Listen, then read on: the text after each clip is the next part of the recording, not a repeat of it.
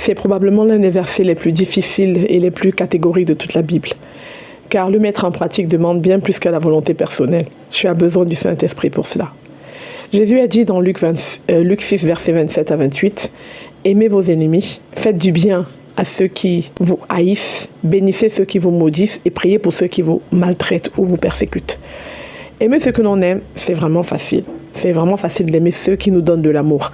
Mais réagir avec bonté envers quelqu'un qui te critique, qui te jalouse ou qui te fait du mal, c'est vraiment contre nature. C'est pas naturel pour nous de réagir ainsi. Jésus nous rappelle ici que l'amour chrétien n'est pas juste une émotion ou une pensée ou un sentiment. C'est un choix que tu fais de faire comme ton Père céleste. D'aimer même ceux qui ne t'aiment pas, de faire du bien, d'être capable de faire du bien à ceux qui ne te veulent pas du bien et de bénir ceux qui te maudissent. Donc, bénir quelqu'un qui te fait du mal, ça ne signifie pas approuver ses mauvaises œuvres ou bien dire que ce qu'il fait n'est pas grave, c'est pas ça. Bénir quelqu'un qui te fait du mal, c'est être capable, s'il est dans le besoin, de lui venir en aide. S'il te demande quelque chose, un service, d'être capable de le lui rendre, malgré le fait que lui, il n'est pas bienveillant envers toi. Et ça, ta volonté simple ne suffit pas.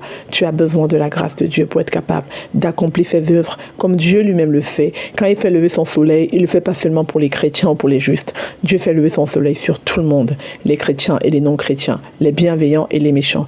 Dieu étend sa grâce. On appelle ça la grâce commune en théologie. Dieu étend sa grâce sur tout le monde. Il étend sa grâce sur toutes ses créatures. Ainsi devons-nous faire. Nous devons être bienveillants envers tous. Pas seulement envers ceux qui nous aiment, mais envers tous, même ceux qui nous aiment pas, même ceux qui nous haïssent. C'est difficile, mais c'est pas impossible. Avec le Seigneur, tout cela est possible.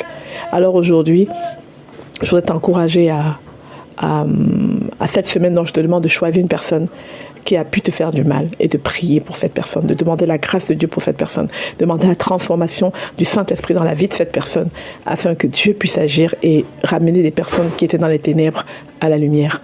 Et je t'encourage à partager cette vidéo avec quelqu'un qui avait besoin de l'entendre. Que Dieu te bénisse. Shalom.